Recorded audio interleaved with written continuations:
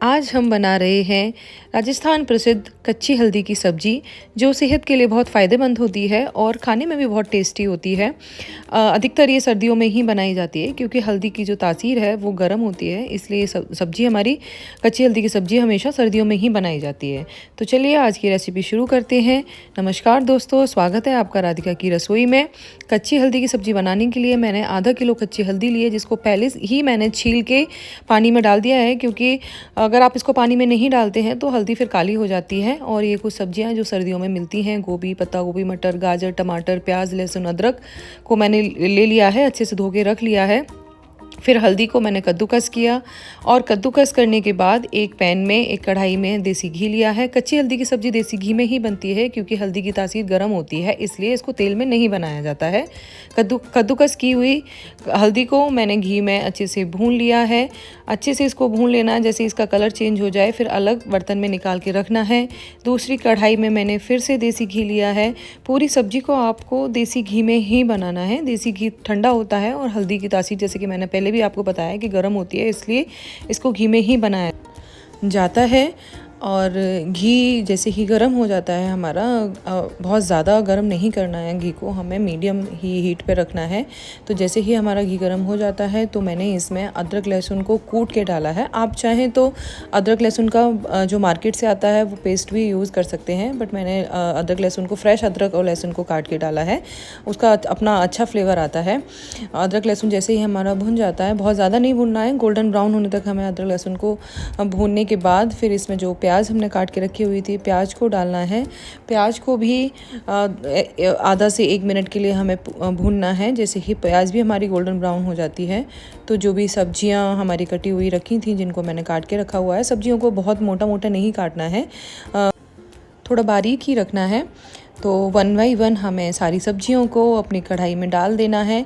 क्योंकि मेरे पास जो हल्दी मैंने यूज़ की है वो आधा किलो के करीब हल्दी थी, तो हल्दी के हिसाब से मुझे सब्जियां भी ज़्यादा चाहिए थी और मैंने सारी सब्जियां कढ़ाई में डाल दी हैं। और यहाँ देखो मेरी कढ़ाई छोटी पड़ गई है सब्जियों के हिसाब से, तो फिर मैंने बड़ी कढ़ाई में सारी सब्जियों को ट्रांसफ़र किया है और बची हुई जो बाकी सब्जियाँ और बची हुई थी, मटर वगैरह, उन सबको भी मैंने इसमें डाल दिया है। क्योंकि हमारे पास इतनी बड़ी कढ़ाई होनी चाहिए, इतना स्पेस होना चाहिए कढ़ाई के अंदर कि हम अच्छे से सब्जियों को मिक्स कर सकें।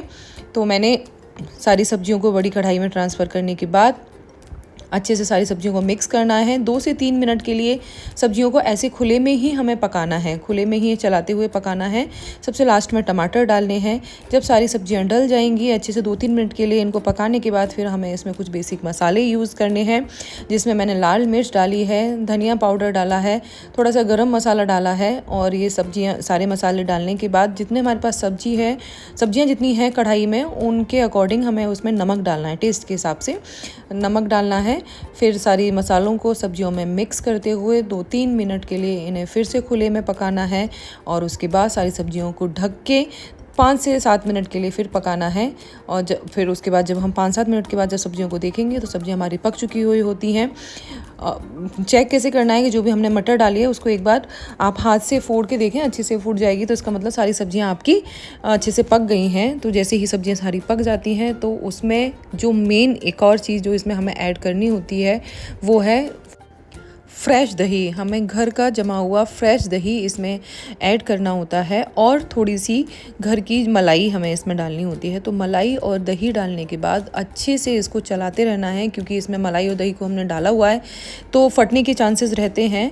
तो इसको बराबर चलाते रहना है जब तक कि इसमें उबाल ना आ जाए। और जैसे उबाल आने के बाद 3 से 4 मिनट के लिए हमें फिर से दही और मलाई और जो भी सब्जियां पड़ी हुई थी उनको चलाते रहना है धीमे धीमे। कढ़ाई में नीचे लगना भी नहीं चाहिए ये, और अच्छे से इनको पका लेना है। जैसे ही हमारा ये बैटर रेडी हो जाता है सब्जियों का और मलाई घी जो भी हमने इसमें डाला है सारा, जब बैटर रेडी हो जाएगा तो उसके बाद फिर हमें इसमें जो भी हल्दी हमने पहले भून के रखी हुई थी उस हल्दी को ऐड करना है, सब्जी के अंदर डालना है। सब्जी के अंदर हल्दी डालने के बाद अच्छी से इसको मिक्स करना है कि हल्दी हमारी पूरी सब्जियों के अंदर अच्छे से मिक्स हो जाए। देखिए कितनी बढ़िया कलर निकल के आया है सब्जी का। तो हल्के हल्के हाथों से बराबर हल्दी को इस तरीके से चलाते रहना है कि पूरी हल्दी सब्ज़ी के अंदर ऐसे मिक्स हो जाए कि अलग से दिखाई न दे।